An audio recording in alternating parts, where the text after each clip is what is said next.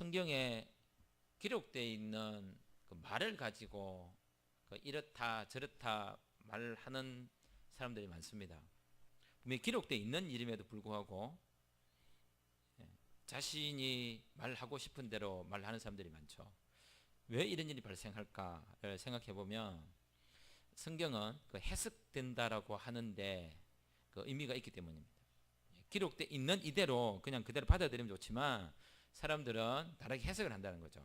어떤 사건이 발생하면 그 사건을 있는 그대로 받아들이면 참 좋지만 일어난 일을 가지고 사람들은 자신이 받아들이고 싶은 만큼 또는 자신에게 유리하도록 그 사실을 그렇게 해석을 한다는 거죠.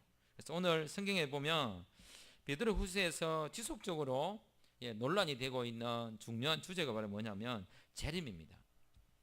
재림은 어떻게 보면 이 사람이 누구인지 재림이라는 단어 이 한 가지를 가지고 그 단어를 아는 사람과 그 단어를 배운 사람과 그 단어를 들은 사람과 그 단어가 어떤 결과를 만들어낼지에 대해서 생각을 하는 사람들이 자신이 누구인지를 말해줄 수 있는 중요한 판단의 시금석이 된다는 거예요. 즉 뭐냐면 재림을 받아들이는 사람과 받아들이지 않는 사람으로 나누게 된다는 거죠. 즉 재림이라고 하는 것을 가지고 어쩌면 이 사람이 진짜 그리스도인과 가짜 그리스도인을 구분해 주거나 또는 성숙한 신앙인과 아직 좀 덜 성숙했거나 성숙하는 것 자체에 대해서 관심이 없는 사람이거나 하는 것을 구분해 줄 수 있는 겁니다. 자, 그렇다면 단도직입적으로 나는 재림을 일단 믿는가? 믿는가? 그다음 두 번째는 나는 재림이 빨리 오기를 바라는가? 재림을 믿는 거하고요 재림이 온다는 거 다른 거거든요. 내가 그 사람을 사랑해 라고 하는 것과 그 사람이 내 남자가 되거나 내 여자가 되는 문제는 전혀 다른 문제입니다. 그렇기 때문에 재림을 믿는다 안 믿는다 여기에는 별 큰 차이가 없을 것 같아요.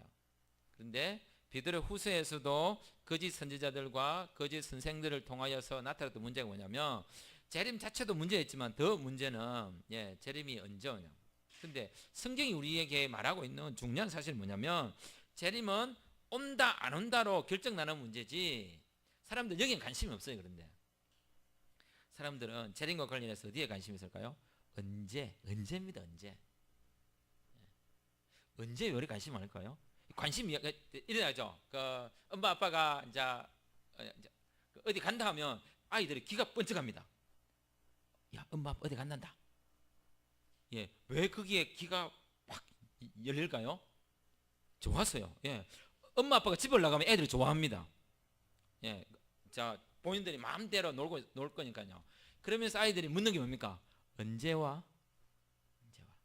시간을 정해놓고 놀고 싶은 거죠. 아니 오고 안 오고를 지들이 왜 결정해요? 부모님이 그 집이 내 이름으로 되어 있으면 내가 오고 싶으면 오는 거고 안 온다 했다가도 그런 문제가 있죠. 2시에 온다 했다가 1시에 오면은 아이들이 화를 냅니다. 왜 일찍 오냐고. 분명히 2시에 오긴 안 했냐고. 일찍 오지 마시라고. 쉽게 말하면 재림에 대해서 언제 오냐에 대해서 관심이 많은 이유는 뭐냐면 좀 자기가 하고 싶은 대로 살고 싶은데 주님 오시는 게 불편한 거예요. 좀 챙길 것도 많고 좀 누릴 것도 많고 하고 싶은 것도 많고 아직도 이름도 못 드러냈고 꿈도 못 펼쳤고 자기가 누구인지 어떤 사람들에게 증명하지도 못했는데 재림은 누가 증명되는 거죠? 오시는 그분이 주님인 것이 증명되는 날이잖아요. 내가 누구인가가 증명되는 날이 아니라 그분이 누구인가가 증명됨으로 인하여 내가 누군가가 증명되는 거죠. 그 사실을 15절에서 이렇게 이야기하고 있습니다. 또 우리 주의 오래 참으심이 구원이 될 줄로 여기라. 여기에서 아주 중요한 단어가 뭐냐면 우리 주입니다. 우리 주. 어떤 누군가에게는 우리 주가 아니었던 거예요. 어떤 누군가에게는 오래 참는 것이 그들에게 도움이 되었어요. 주님이 오래 참으셔서 언제 오실지 모르는 그게 우리에게 도움이 될까요? 아니면 어떤 사람들에게 도움이 될까요? 어떤 그 사람들은 주님이 오시지 않거나 아니면 오래 참는 그게 자기들에게 도움이 되겠습니다. 그 사람들에게는 오실 것이라고 말했던 그분은 그들에게 결코 주님이 되시지 않습니다. 재림은 내가 누구인가를 증명하는, 또는 재림은 내가 예수님을 믿었다는 것을 확인해 주는, 재림은 야 내가 구원을 받았구나 라는 사실을 드러내주는 날이 아니라, 오시리라고 말씀하셨던 그분이 오심으로 말미암아 약속의 주요, 재림의 주요, 만왕의 왕이요, 구원자임이 드러나는 그분의 날입니다. 그러니까 너무 열심히 살았거나 늘 자신을 증명시켜 왔거나 자신이 많은 것을 성취해 왔거나 갖고 왔던 그 사람들이 자신을 드러낼 수 있는 거리가 하나도 없어지는 거죠. 그러니까 그분이 안 오시는 게 훨씬 더 유리한 거죠. 인간은 어떤 경우도 자신을 설명할 수 있는 자리가 있거나 굳이 말을 안 해도 자기가 누구인지 사람들이 알아주거나, 아니면 또 기회가 된다면 나를 알림으로 사람들이 저 사람이 누구다 라는 사실을 알게 될 때 비로소 사람들은 자신의 정체성, 자신의 자존감, 또는 자신이 자신이 된 듯한 그런 느낌을 갖는다고 합니다. 근데 예수님과 관련해서는 그게 안 나타나는 거예요. 예수님을 고백하는 사람들의 특징은 뭐냐면 주님을 드러내는 것으로 이미 자기가 증명됐다고 생각하는 거죠. 예수님이 하나님의 아들이요 구원자이십니다, 이 말 한 것으로 이미 내가 누구니 다 설명이 된 거죠. 그렇게 연결되어지는 것인데, 오래 참으심이 자기 자신들에게 도움이 될 것이라고 생각했던 그 어떤 무리의 사람들은 다시 오시리라고 했던 그분은 결코 그들에게 우리 주의 오래 참으심이라고 말했던 베드로의 성도들처럼 그들에게는 그분이 주님이 아니죠. 왜냐하면 그분이 그들의 주님이 된다면 그들이 행하고 있는 그 모든 일이 자기의 것이 되지 않기 때문입니다. 사람들이 왜 이렇게 열심히 살까요? 내가 누구인지 설명할 수 있기 때문입니다. 자신을 말해줄 수 있는 것이 열심히 살아가는 것 외에는 설명할 것이 없다. 얼마나 피곤합니까? 자신을 설명하는 것이 열심히 살아야만 자기를 말해줄 수 있다. 그것은 뭐냐면 학생이 열심히 공부를 해야만 얘가 누군지 알게 되는 거예요. 어떤 세상에 정해놓은 어떤 양적, 어떤 기준에 의해서 자기를 만들어가지 않으면 이 사람이 누구인지 설명이 되지 않는 거죠.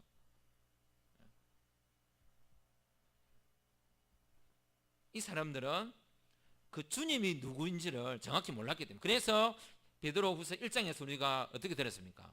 믿음을 들었고 의를 들었고 은혜를 이야기했고, 그 다음에 이 믿음과 의와 은혜는 지식을 통해서 알게 되는데 그 지식은 바로 예수 그리스도를 아는 지식, 그 알을 통해서 가능하되었습니다. 그러니까 모든 것이 우리 주님 오래 참으시는 그분이 누구냐는 거예요. 오래 참으시는 그분이 누구인지 분명하게 고백이 될 때만 그 오래 참는 이유를 알게 되는 거고 재림이 무엇인지 알게 되지 않을까 생각되어집니다. 그래서 오늘 성경 같은 거 14절에서 이렇게 이야기합니다. 14절을 같이 보겠습니다. 그러므로 사랑하는 자들아, 너희가 이것을 바라보나니 주 앞에서 점도 없고 흠도 없이 평강 가운데서 나타나기를 힘쓰라. 여기서 매우 중요한 것이 어쩌면 힘써야 되는구나, 또는 점도 없어야 되고 흠도 없어야 되고 평강 가운데 살아야겠구나, 그게 아니라 점도 없는 기준, 흠도 없는 기준, 평강이라고 하는 기준, 힘써서 살아가야 되는 기준이 있는데 그게 바로 주 앞이라는 거예요. 코람데오라고 하는 하나님 앞에서, 주님 앞에서 주님의 면전의식이라고 하는, 이게 중요한 거죠. 주님 앞에 있는데 내가 쌓았던 그런 업적이라는 것이 중요한 것이 아니거든요. 그분이 누구이냐가 중요한 거죠.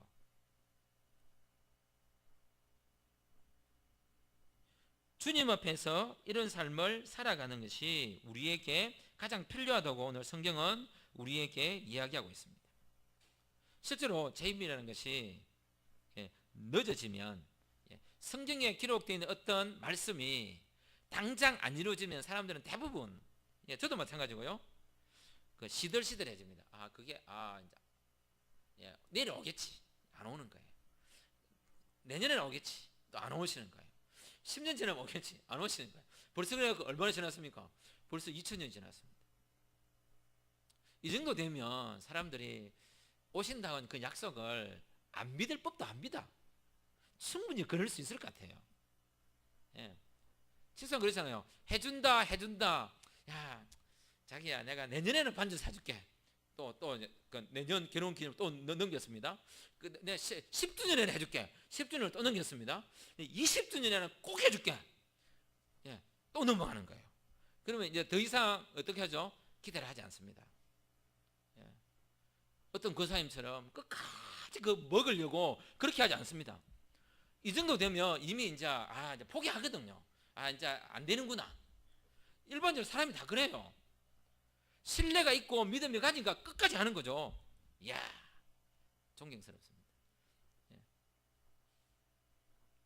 저 집사람은 벌써 저를 버렸습니다.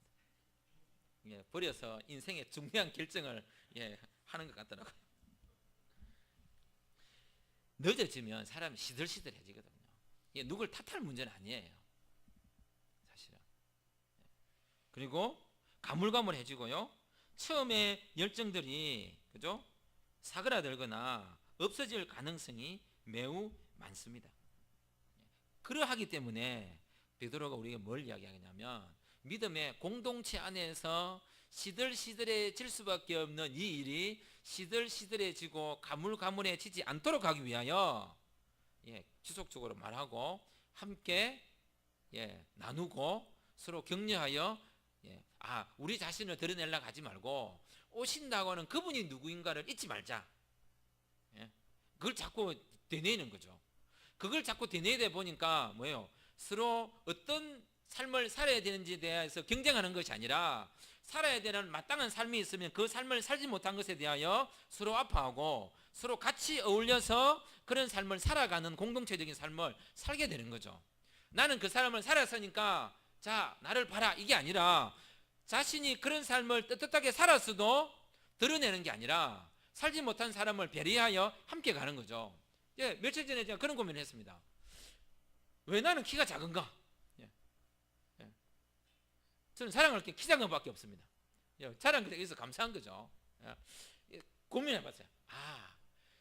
이거는 키 큰 사람들을 부끄럽지 않게 만들기 위해서 내가 키가 작은 거구나. 얼마나 옹졸한 해석이. 그래 저는 왜냐하면 최소한 그런 해석이라도 해야 제가 마음에 평안이 올 거 아니에요. 그런 생각도 안 가지면 제가 어떻게 삽니까? 키 큰 사람들을 그 긍지를 심어주기 위해서 내가 작은 거구나. 나는 왜 약하지? 강한 사람이 만들어놓은 상에 숟가락 얹으라고 있는 거구나. 그게 만든 거거든요. 왜 누군가는 똑똑하고 왜 누군가는 덜 똑똑하냐는 거예요. 그거는 똑똑한 사람이 더 많이 일하고 덜 똑똑한 사람이 적게 일하라는 거죠.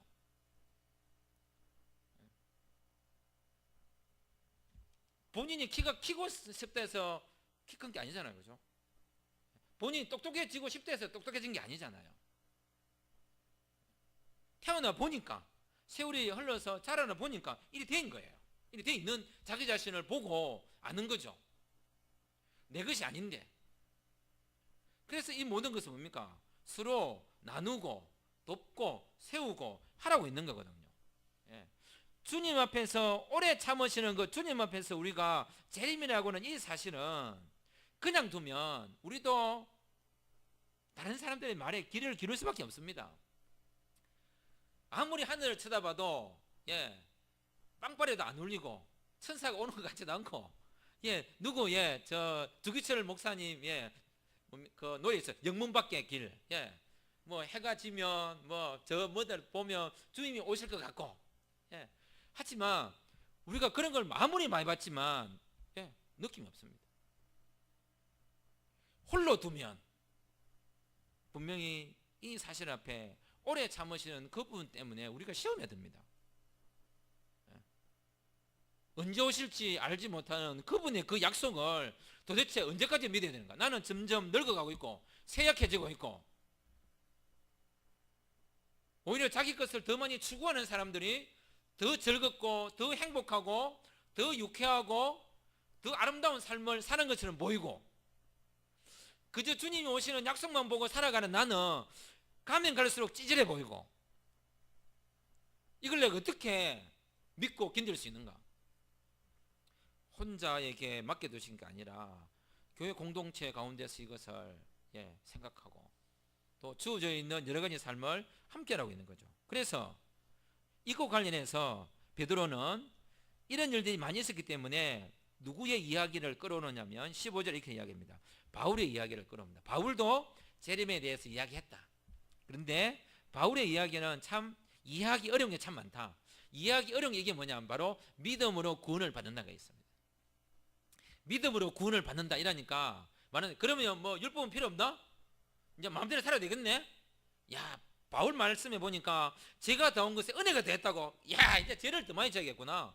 이제 구원받았는데 뭐 죄를 더 많이 지으면 은혜가 더 많이 오는데, 은혜를 빛나게 하기 위해서 그래서 뭡니까? 간증하는 사람들 보면 진짜 나쁜 인간들 많죠. 아니, 본인이 변화된 것만 생각하고 과거에 자기가 행한 일은 어떻게 그걸 그렇게 자랑스럽게 이야기해요?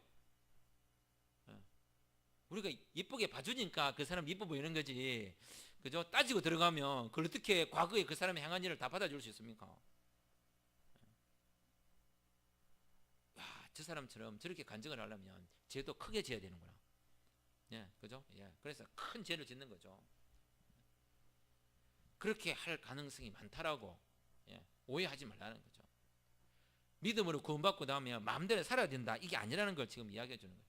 그래서 많은 사람들이 이것을 오해해가지고 그렇게 살았다는 사람들이 많다는 거예요.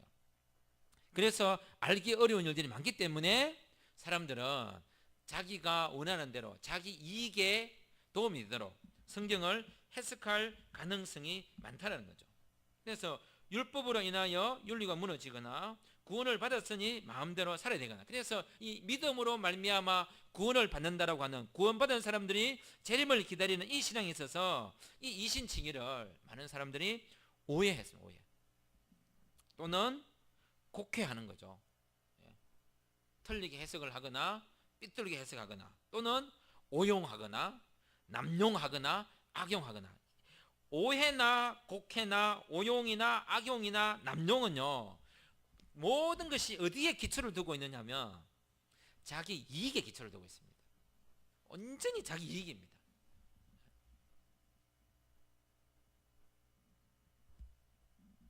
자신이 손해보는 것으로 해석을 하거나 성경 말씀이 어렵다. 그래서 16절에 이랬죠. 이런 사람들이 무식하고 굳세지 못한 이 사람들은 다른 성경과 같이 그것도 억지로 교묘하게, 왜 교묘하게 풀고 억지로 풀었을까요? 자기한테 이익이 되도록 하기 위해서. 끝까지 다시 오시리라고 하는 그 주님이 안 와야 자신이 이루어온 업적, 그게 그죠?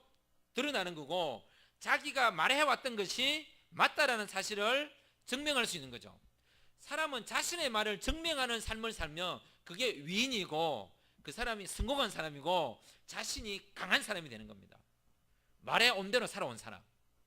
자, 이걸 그러면 잘 연결시켜 보면요, 참 재미난 성경의 사건이 있습니다. 말 한 대로 되어지는 거, 그게 뭡니까? 창세기 1장에 있었던 하나님의 창조 사건입니다. 나는 내 말한 대로 다 살아. 그거 되게 좋아 보이지만요, 진짜 어떻게 보면 진짜 교만한 거죠. 어떻게 사람이 말한 대로 다 살아요?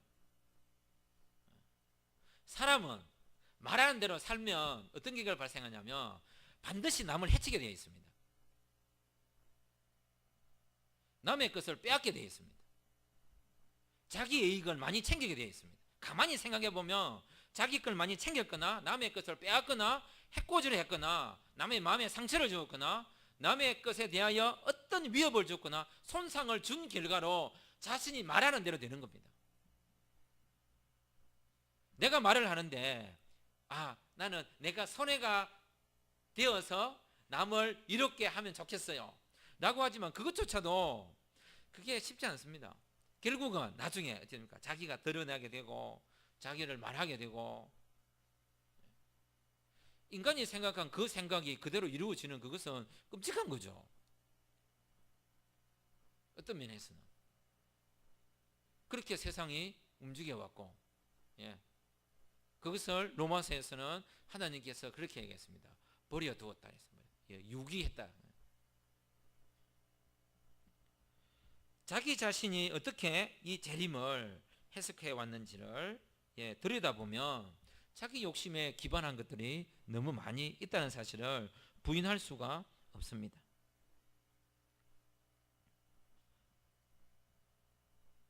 재림을 이야기할 때 사람들은 이런 이야기를 합니다. 구원의 수가 다 차면 주님이 오실 거다. 우리 성경에 그런 이야기 듣죠. 그래서 빨리 주님 오시도록 하기 위해서 전도를 많이 해야 된다. 저는 그거 이단이라고 봅니다. 내가 전도를 해서 주님을 빨리 오시게 할 수 없습니다.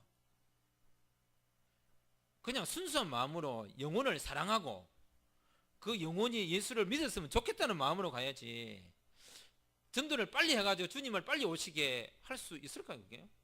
그건 뭘 결정하는 겁니까? 주님 오심을 우리가 결정하는 겁니다.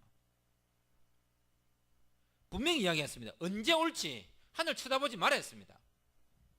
올라간 그 모습 그대로 올 거니까 쓸데없이 하늘만 보고 있지 말고 빨리 돌아가서 예루살렘으로 돌아가라. 네 삶의 현장으로 돌아가라 했습니다. 그래서 성령이 오기를 기다리라 했습니다. 성령이 오시면 의에 대하여, 죄에 대하여, 심판에 대하여 말해줄 거고 그 사실을 가지고 예수가 누구인지를 말하라고 이야기했습니다.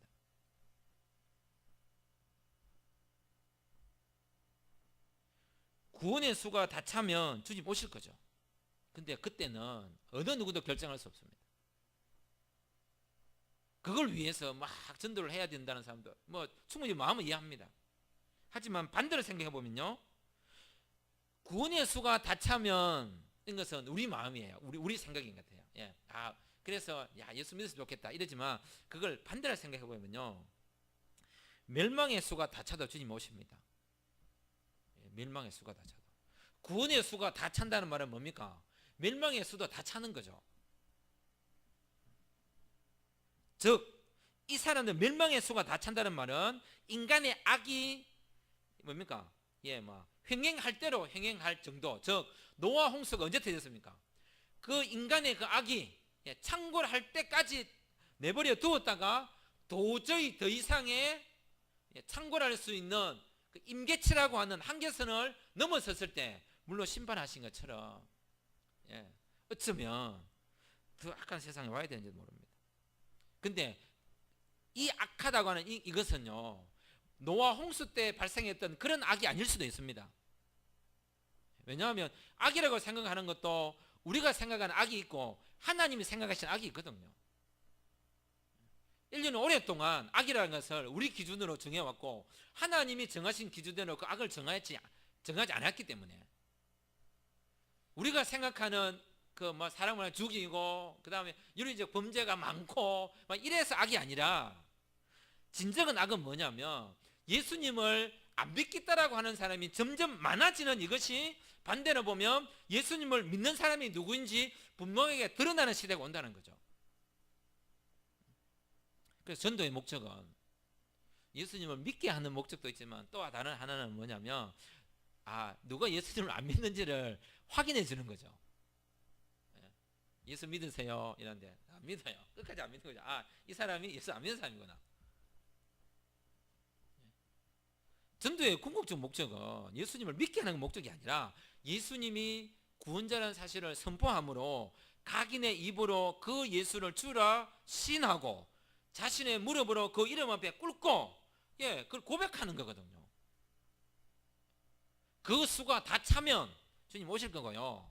그것을 고백하지 않는 사람들의 수가 다 차면 또 주님 오시겠죠.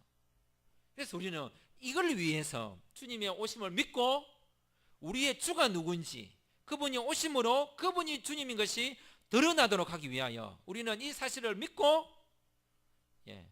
때를 넣든지 못 듣든지 기회를 할 수 있으면 만들어서 복음을 전해야 되는 것입니다.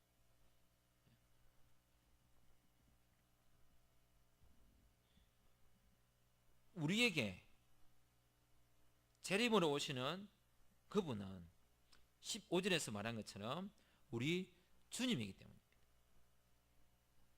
근데 그 주님이 왜 오래 참으시냐? 그것은 바로 15절에서 이렇게 얘기했습니다. 우리 주의 오래 참으심이 구원이 될 줄로 안다. 분명히 우리 주님의 마음이 그 뜻이 있단 말이에요. 여태껏 안 오시는 이유가 있는 거죠. 여태껏 안 오시는 이유는 마음대로 살아나 그런 문제가 아니라 구원이죠. 구원. 단순히 구원은 이걸 또 우리는 예수님을 믿는다로 끝나버리면 안 됩니다. 예수님을 믿는다로 끝나는 게 아니라 예수 믿는 믿음의 삶이 드러나도록 하는 것입니다. 칭의만 끝나는 게 아니라 성화도 있고요, 영화도 있는 거고 다 포함하는 거죠. 개인의 구원도 있고요, 이웃의 구원도 있고, 사회의 구원도 있고, 나라의 구원도 있고, 세계의 구원도 있고, 사회의 구원도 있습니다.